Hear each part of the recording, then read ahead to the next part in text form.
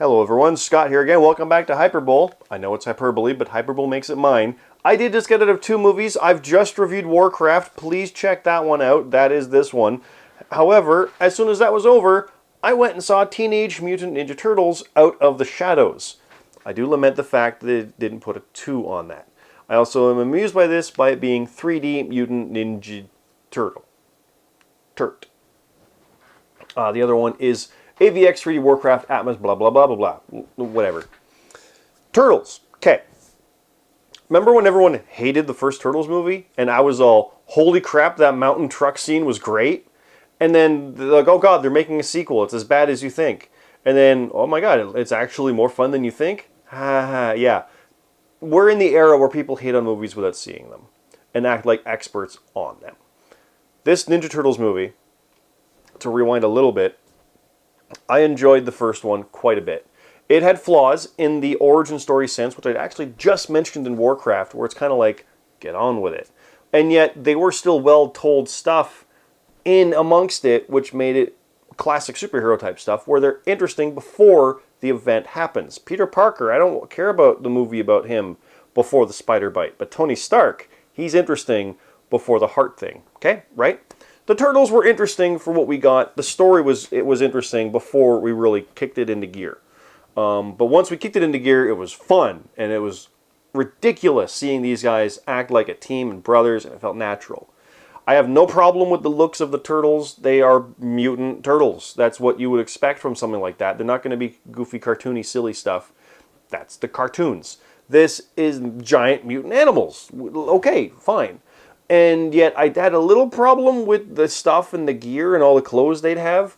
But at the same time, it kind of works. It's their stuff, that's their way, that's what they have. That's fine. I didn't have nearly as many problems with it in this movie. Here's what they did. They took it from being April's movie in the first one to being the Turtles movie in this one. And oh man, it's so much better for that.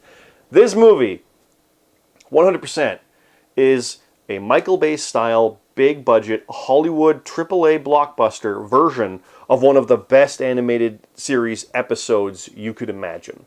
It's got everything you want, and it does it the proper way and embraces it and relishes it, and at the same time is dealing with the seriousness of the threat of the situation. Pacific Rim is the best way to say it. Pacific Rim is a ludicrous movie about giant robots fighting giant monsters with goofy, silly stuff happening all the way through. And yet, it's about the apocalypse of mankind. So the characters are treating this like it's the apocalypse of mankind. But the movie's like, yeah, but it's robots punching. This is what this is. This is very much in the same vein. This movie is made dead seriously in competency, but is fun. Oh my god, is it so much fun. I can't get over how much I enjoyed this one. It is light years ahead of the first one. Like, all the problems of the first one are gone here. You get more fun April O'Neil. You get more fun Vern. We add Casey Jones, who's pretty great. I know people said his character was pretty dumb, and yeah, he is. Like, he wants to be a detective, but he's really dumb. But it's Casey Jones. And actually, there's some great lines. There's some great homage stuff. They're good with the in-joke type things. There's some fun stuff there. The Turtles are all kinds of great. Per usual, they're bickering. They're brothers. Brothers do that. I'm only child, but I've seen enough Turtles movies to even know that they do that. Splinter was a lot of fun. He was great. Bebop and Rocksteady are awesome. And the guys that played them went a long way in doing that. So they really helped things as well.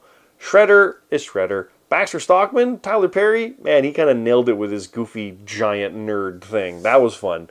And of course, there's Krang as well. And Krang, I mean, goddamn, you want to talk accurate depictions? They made a live-action movie version of the cartoon Krang. Holy crap. It's God. I know people were like, all he does is go blah, blah, whatever. No, he talks. He has full-on dialogue. He's insulting things, and it's funny. It's well done. I would have liked a little more of that, but good lord. The movie is so much fun. I can't recommend it enough. The action is really great. There's a scene in the trailer where the tank kind of comes up and shoots at them in the rapids. Alone, that's crazy awesome. That whole sequence of events is this movie's version of the truck on the mountain descending in the first movie. They know what they're doing with these and get the moment that feels like it. And it's just crazy, big, and epic. It's awesome. Again, I can't recommend this movie enough. I would give it like an 8 or even a 9. I love this movie. 9, okay, 9's high praise. Solid 8, 8.5, something like that. It's just, I loved it. I know people are hating on it, but it is everything it needed to be in all the right ways. It embraced it. This has been my favorite comparison to make as of late, where I said X-Men Apocalypse was as if Marvel made it because they embraced everything that is X-Men and comic book and right, like the Marvel movies do. I said that kind of about Warcraft just embracing being a fantasy movie, and I say it about this for embracing being a Ninja Turtles movie based on the ridiculousness of what things are. And everyone who's all like, oh, Ninja Turtles weren't like that, it was serious. No. there's bits in here that are exact like the old cartoon. Maybe you didn't like that. Maybe you like the Turtles comic book from Mirage, where it's much more serious. I get that. That's not what this is. But I like what this is. So there you go. It's so much fun. It embraces everything that is Turtles and makes me super excited for a sequel. Now, the box office wasn't all that hot. We're talking in the 60 range when the first one debuted in the 60 range. So it's a bit iffy there. But a lot of Chinese production companies, and it's going to do well internationally, and that's the new way of things. So we're going to be fine. We'll get more. Absolutely recommend it. I can just stop this now. Did you like the first one? Yeah. See this one. You'll love it. Did you not like the first one? Probably want to avoid this one. Did you really like the first one? You're going to love this one. That's the best way to put it. And I actually was just looking something up. I want to see if Johnny Knoxville returned as Leonardo. He did not do the voice of Leonardo this time. They got someone else. But I read this on Wikipedia, and someone, yeah, Lindsay Barr of the Associated Press gave the film 1 star out of 4 and said Teenage Mutant Ninja Turtles Out of the Shadows is a Saturday morning cartoon on Michael Bay steroids. Do I need to say any more? That, to me, is exactly what I wanted out of this. Perfect.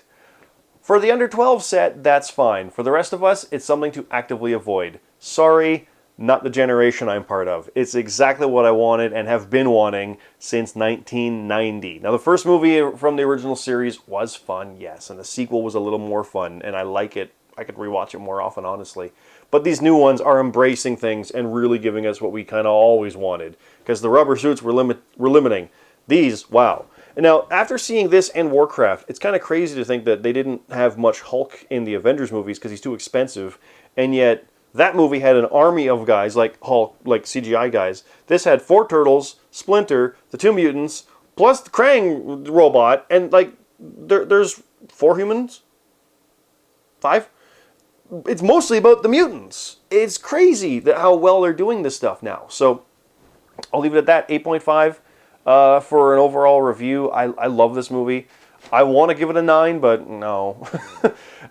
It's up there with some of my favorite stuff of the year, though. It's so rewatchable. I can't wait to get it. It is a blast. So I'll leave it at that. There you go. Thanks for watching. Box Officer is up, and if you missed the Warcraft one, please go check that out, and we'll see what happens with GPC stuff as well. So again, thanks for watching. See you next time.